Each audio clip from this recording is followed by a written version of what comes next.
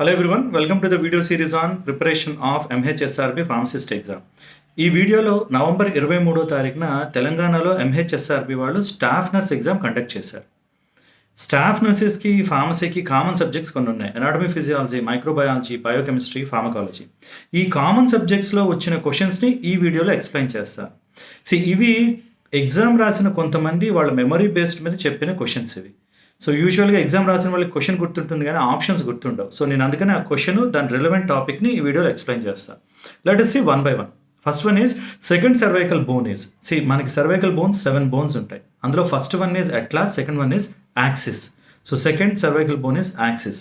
Next question, fractured bone first aid treatment ఏంటి అని ఇచ్చారు. ఫస్ట్ ఎయిడ్ అంటే మనం ప్రైమరీ హెల్త్ సెంటర్ లేదా హాస్పిటల్కి వెళ్లకుండా మనం చేసే treatment. First and foremost thing in a fracture is immobilization. దాన్ని మూవ్ చేయకూడదు.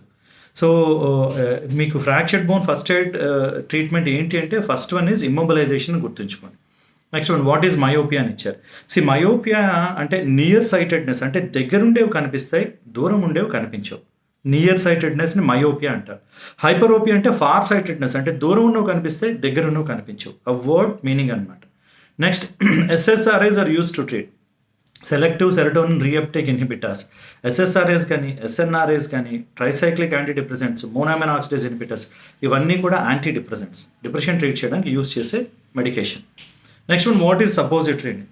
Suppository is a solid rectal dosage form. Rectal route ద్వారా యూస్ చేసే dosage form suppository. Next one, glaucoma.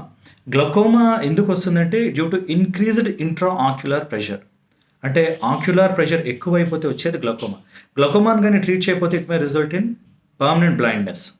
Next one, fomites అని ఇచ్చారు. అంటే ఫోమైట్స్ అంటే communicable diseases, అంటే ఒకరి నుంచి ఒకరికి వ్యాప్తి చెందే డిసీజెస్ ఎలా స్ప్రెడ్ అవుతాయని ఒక టాపిక్ ఉంది. మనకి టీబీ లాంటివి ఎలా స్ప్రెడ్ అవుతాయి, టీబీ కానీ కరోనా కానీ ఇవన్నీ ఏంటి, ఎయిర్ బోర్న్ ఇన్ఫెక్షన్, అంటే దగ్గినా తుమ్మినా వాటర్ డ్రాప్లెట్స్ వచ్చి ఎయిర్ ద్వారా వెళ్తాయి అనమాట. అందుకే మనం మాస్క్ వాడేవాళ్ళం. అలాంటివి ఎయిర్ బోర్న్ ఇన్ఫెక్షన్ అంటాం. అలా కాకుండా ఇప్పుడు చికెన్ పాక్స్ లాంటివి ఉన్నాయి, అంటే అమ్మవారు అంటారు కదా, ఆ చికెన్ పాక్స్ లాంటివి ఏంటంటే ఎవరికైనా వస్తే ర్యాషెస్ లాగా స్కిన్ మీద పల్సెస్లా వస్తాయి. ఆ లోపల లిక్విడ్లో వైరస్ ఉంటుంది. సో వాళ్ళు పడుకునే రూమ్లో వాళ్ళు యూజ్ చేసిన బెడ్షీట్స్ కానీ పిల్లోస్ కానీ ఆ ర్యాష్ రప్చర్ అయితే వైరస్ అక్కడ ఉండే ఛాన్స్ ఉంటుంది. సో అలాగా మెటీరియల్స్ నుంచి కానీ క్లాత్స్ నుంచి కానీ వచ్చే కొన్ని ఇన్ఫెక్షన్ స్ప్రెడ్ అయ్యే ఛాన్స్ ఉంటుంది. ఆ మెటీరియల్స్ క్లాత్స్నే ఫోమైట్స్ అంటారు. FOMITES, fomites. Okay. Next one, Parkinson triad. Parkinson's డిసీజ్లో వచ్చే ముఖ్యమైన లక్షణాలని ట్రయాడ్ 3 లక్షణాలు అంటారు. ఏంటంటే ట్రెమర్స్, అంటే చేతులు వణకడం. బ్రాడీకైనీజియా, అంటే కైనసిస్ అంటే మూమెంట్ చాలా మెల్లగా జరగడం. మజిల్ రిజిడిటీ, మజిల్స్ రిజిడ్గా అవ్వడం. యూజువల్గా పార్కిన్సన్ దేనికి వస్తుంది, it is a progressive neuro degenerative disease. అంటే బ్రెయిన్లో డోపమినర్జిక్ న్యూరాన్స్ తగ్గడం వల్ల వచ్చే ప్రాబ్లమే ఇది, ఎస్పెషల్లీ నైగ్రోస్ట్రియేటల్ పాత్వేలో. ఆ డిసీజ్లో వచ్చే సిమ్టమ్స్ పార్కిన్సన్ ట్రయాడ్ అంటారు. అంటే 3 సిమ్టమ్స్ అనమాట. ఏంటంటే 3 సిమ్టమ్స్ అంటే ట్రెమర్స్, అంటే చేతులు కాళ్ళు వణుకుతూ ఉండడం. బ్రాడీకైనీజియా, మూమెంట్ స్లోగా ఉండడం. అండ్ మజిల్ రిజిడిటీ, మజిల్స్ రిజిడ్గా అవ్వడం. ఇది Parkinson triad. Next question, pentavalent vaccine. మనకి ఫార్మస్యూటిక్స్లోని ఇమ్యునాలజీలోనే వస్తుంది. పెంటావాలెంట్ అంటే 5 కాంపోనెంట్స్ ఉన్నాయన్నమాట. Diphtheria, pertussis, tetanus, hepatitis B, human influenza. ఈ 5టిని కలిపి పెంటా వ్యాక్సిన్ అంటారు. DPT అని ఉంది, డిఫ్తీరియా, పెర్టుసిస్, టెటనస్. ఇది ట్రైవాలెంట్, 3 ఉన్నాయి. వాటికి హెపటైటిస్ బి, హ్యూమన్ ఇన్ఫ్లుయెన్జా, ఇవి కూడా కలిపితే పెంటావాలెంట్ వ్యాక్సిన్ అవుతుంది. Next one, increased cortisol is found in which disease. అంటే ఎడ్రినల్ కార్టెక్స్ నుంచి మీకు ఆల్డోస్టిరాన్, కార్టిసోల్ ఇవన్నీ వస్తాయి. ఎడ్రినల్ హార్మోన్ హైపర్ రెస్పాన్స్ అయిపోతే కార్టిసోల్ లెవెల్స్ చాలా ఎక్కువైపోతాయి. దాన్ని కుషింగ్ సిండ్రోమ్ అని అంటారు. తక్కువైపోతే ఎడిసన్ సిండ్రోమ్, ఎక్కువైపోతే Cushing syndrome. Next, acid fast bacteria. మనకి టీబీని కాజ్ చేసే మైకోబాక్టీరియం ట్యూబర్క్లోసిస్, లెపర్సీ కాజ్ చేసే మైకోబాక్టీరియం లెపర్, ఇవి యాసిడ్ ఫాస్ట్ బ్యాక్టీరియా. నా whooping cough is caused by బోర్డిటెల్లా pertussis. Next one, amylase, lipase, protease are secreted by.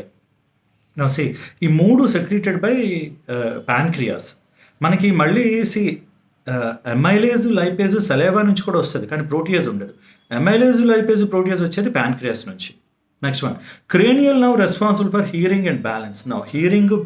Hearing అనేది cochlear nerve వల్ల ఉంటుంది. Balance is vestibular nerve వల్ల అనమాట. Vestibulo cochlear is 8th cranial nerve. So దానివల్ల Cranial nerve responsible for hearing and balance is vestibulocochlear nerve, 8th cranial nerve. Now, which cranial nerve gets affected in Bell's palsy? Bell's palsy అనే డిసీజ్లో facial paralysis వస్తుంది. Facial paralysis వచ్చే disease Bell's palsy. So it affects facial nerve, అది 5th cranial nerve, 5th. Now, next one, erythropoietin is produced from. Now see, erythropoietin అనేది యాక్చువల్గా kidney నుంచి produce అవుతుంది. అయితే ఏపీపీఎస్సి పాలిటెక్నిక్ లెక్చరర్స్ ఎగ్జామ్లో కూడా ఈ క్వశ్చన్ ఇచ్చారు, ఎరిథ్రోపాయిటిన్ ఇస్ ప్రొడ్యూస్డ్ బై. ఆప్షన్స్లో కిడ్నీ ఉంది, లివర్ ఉంది. అయితే ప్రైమరీ కీలో ఓన్లీ కిడ్నీ అని ఇచ్చి కరెక్టెడ్ కీలో కిడ్నీ లివర్ కూడా ఇచ్చారు.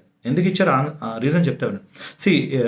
ఫీటల్ ఆర్ నియోనాటల్ స్టేట్లో లివర్ నుంచి ఎరిథ్రోపాయిటిన్ వస్తుంది, కానీ అడల్ట్హుడ్లో it is only kidney. So highest probable answer is kidney నుంచి ఎరిథ్రోపాయిటిన్ వస్తుంది. జనరల్గా అడిగినప్పుడు కిడ్నీ అనే రాయాలి, రైట్. ఇవి స్టాఫ్ నర్స్ ఎగ్జామ్లో ఇచ్చిన మనకి రిలేటెడ్ క్వశ్చన్స్. అయితే ఇంకొక క్వశ్చన్ కూడా ఉంది, హెచ్ఐవి ట్రీట్మెంట్కి ఏ మెథడ్ ఫాలో అవుతారంటే 95 ఒక మెథడ్ ఉంది.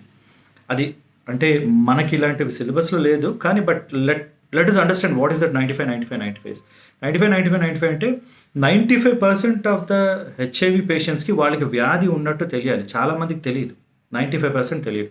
2, 95% వ్యాధి ఉన్న వాళ్ళకి డయాగ్నోసిస్ చేసి కన్ఫర్మ్ చేయడం. 3, 95% డయాగ్నోజ్ అయిన హెచ్ఐవి పేషెంట్స్కి immunosuppressive therapy virus suppressive therapy ఇవ్వడం. సో ఇది 95 అంటారు అన్నమాట. ఇది ఊరికనే మనకు నాలెడ్జ్ కోసం చెప్పాను, దట్స్ ఇట్. సో ఈ క్వశ్చన్స్ అని స్టాఫ్ నర్స్ ఎగ్జామ్లో ఫార్మసీకి రిలేటెడ్ క్వశ్చన్స్ ఇచ్చారు. ఓవరాల్గా చూస్తే it is not really tough. యాక్చువల్గా చాలా మటుకు క్వశ్చన్స్ ఐ థింక్ మీకు తెలిసే ఉంటాయని అనుకుంటున్నాను. I hope this will be useful. All the best.